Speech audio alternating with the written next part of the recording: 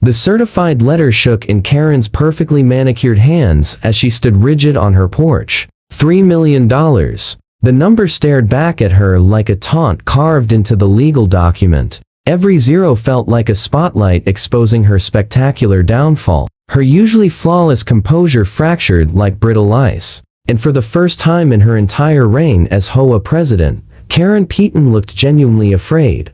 Let me rewind 6 months back when life on my 30-acre ranch was still calm and quiet. My name is David, and I've owned Cedar Ridge Ranch for 15 years. The centerpiece of my land was a gorgeous 12-acre private lake, stocked full of bass and surrounded by weeping willows. It was my personal paradise, until Karen moved into our rural community and somehow wormed her way into the HOA presidency. Karen was the kind of person who wore power suits to backyard barbecues and carried a clipboard everywhere like it was royal regalia. Within weeks of taking office, she started stirring things up. First came new rules about what colors fences could be painted, then came regulations controlling livestock noise. But the moment she set her sights on my lake, that's when things really got interesting. It began subtly. One Saturday morning, Karen showed up with her fiancé, Brad, a real estate developer who drove a chrome-wrapped Tesla. With a syrupy smile, she announced that the HOA board wanted to discuss community lake access. I calmly reminded Heathit the lake was private property, not community-owned. Her smile tightened like a violin string ready to snap.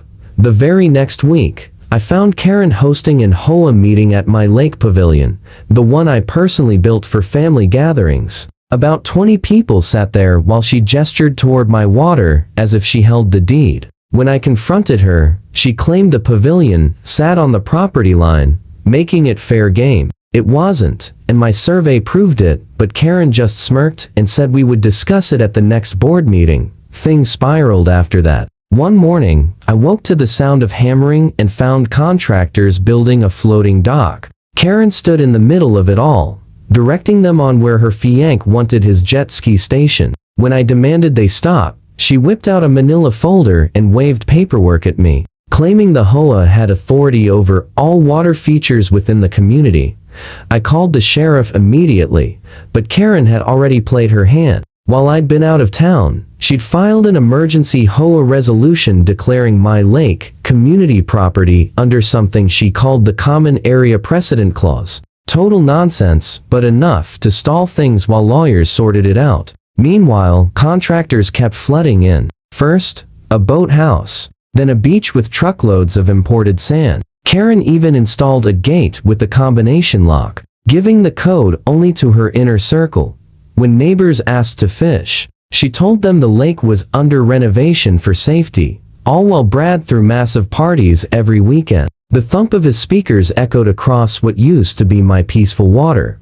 The breaking point came one night during one of Brad's gatherings. 50 people lounged on my land, none with my permission. Karen stood on my dock, wearing a white sundress, champagne flute in hand, looking like she'd just conquered the world. When I told her everyone needed to leave, she laughed, a high, tinkling sound that made my jaw tighten. She loudly announced that I was a bitter old loner trying to hoard community amenities. Then Brad strutted forward, all 6 feet of spray tan ego, and laid a hand on my shoulder. He told me I needed to learn to share, that Karen had gifted him lake usage rights as an engagement present, and maybe I should consider relocating somewhere more fitting for hermits. People laughed nervously, unsure who they were supposed to side with.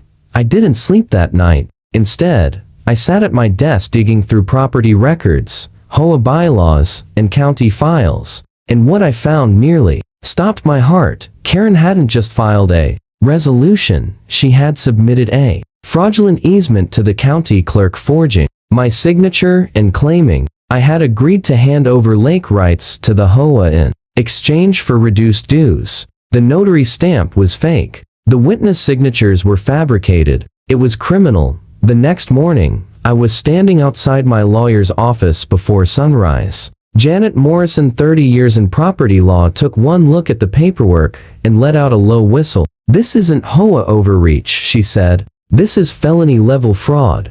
We spent the entire day assembling evidence and preparing for war. The cease and desist letter was hand-delivered to Karen right in the middle of an HOA meeting. I'll never forget how the color drained from her face as she read it. She tried to act composed, insisting it was a misunderstanding, but her trembling voice betrayed her. Even Brad's cocky grin softened into worry.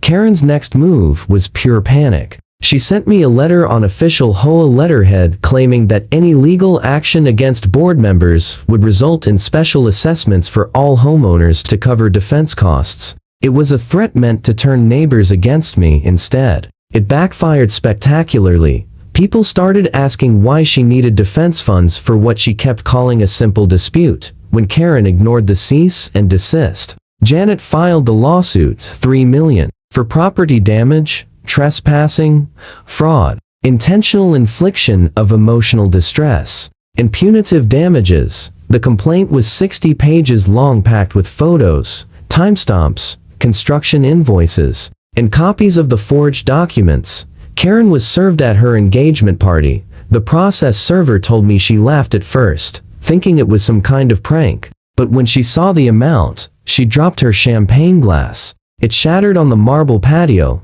ringing out like the bell, signaling the end of her empire.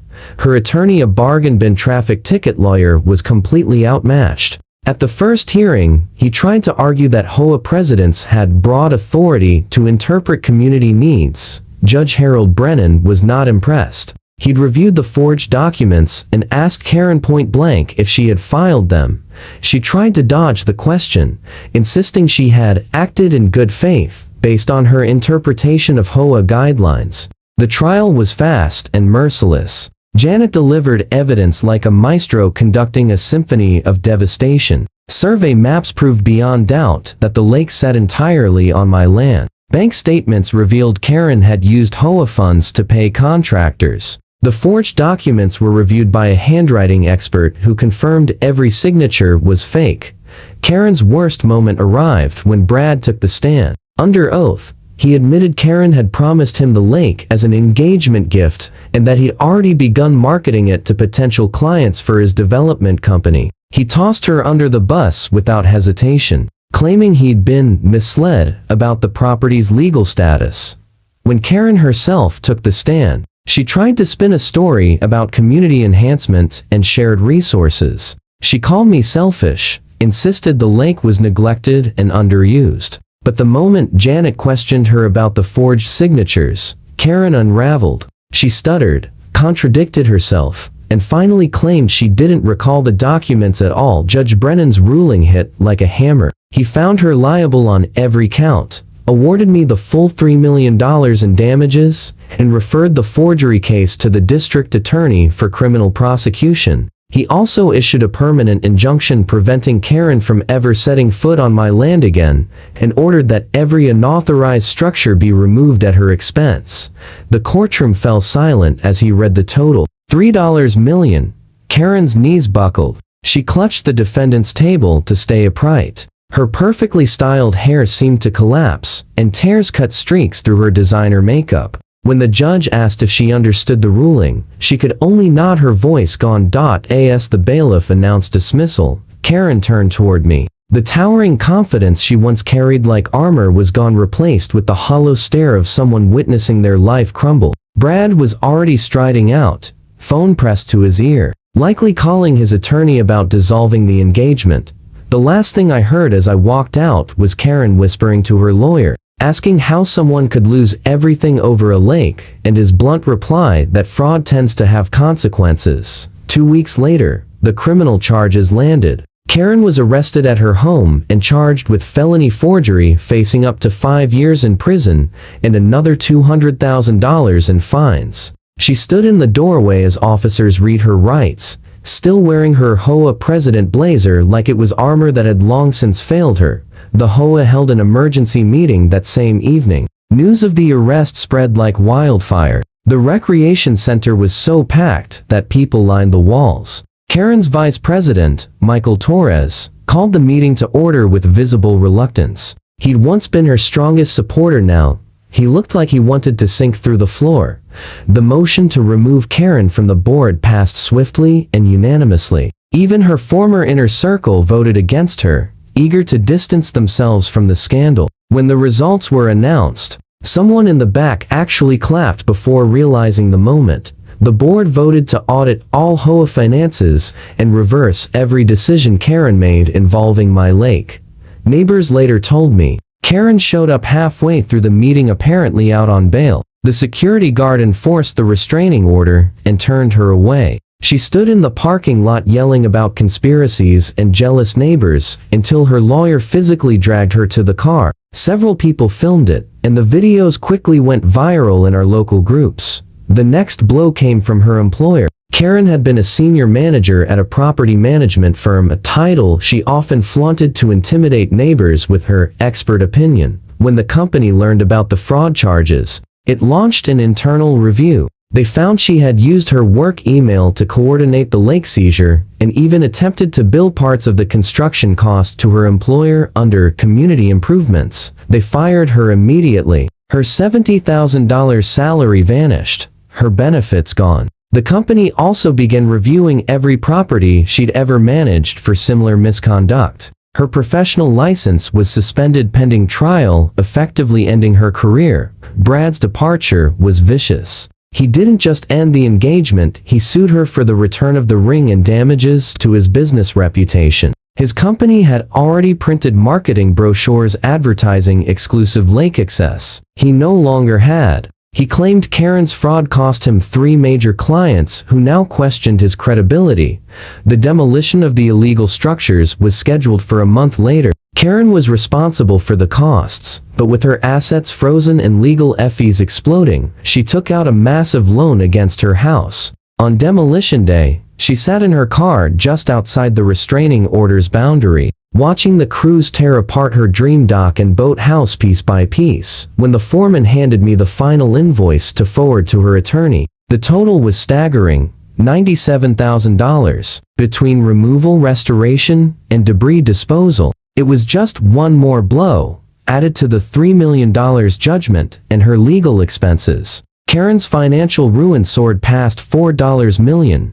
The criminal trial was scheduled 6 months out. Karen's attorney filed delay tactic after delay tactic, but Judge Patricia Vega shut them all down. The prosecution, armed with everything from my evidence to the HOA's cleaned-up financial records, built a nearly unbreakable case. They discovered 12 instances of forged documents not just related to my lake, but other HOA matters Karen had manipulated. 3 days before Thetrial, I saw Karen at the grocery store. She was buying generic food, her designer wardrobe replaced by worn jeans and a faded sweatshirt. When our eyes met, she quickly looked away, but not before I saw the exhaustion carved into her expression. The woman who once strutted through the neighborhood like royalty now shuffled through the aisles like a ghost. Her house went up for sale that week, priced for a desperate, fast closing. The realtor sign looked almost mocking next to the HOA violation notice for her uncut lawn, a standard she once enforced ruthlessly. Neighbors told me she was living in her basement, renting out the upper floors to cover her legal debt. When her sentencing day arrived, the courtroom filled again. Karen stood before Judge Vega, her voice barely audible, as she pleaded guilty to avoid a harsher sentence. The judge sentenced her to 3 years in prison, with 2 years suspended, meaning she'd serve 1 year behind bars, followed by 5 years of probation, plus $200,000 in fines. The bailiff stepped toward her with handcuffs. Karen's legs gave out entirely. She sobbed, begging the judge for house arrest, insisting she'd lose everything if she went to prison. Judge Vega's reply was frost cold. She reminded Karen that she already lost everything through her own choices, and that fraud has consequences. The last thing I saw was Karen being led away in handcuffs.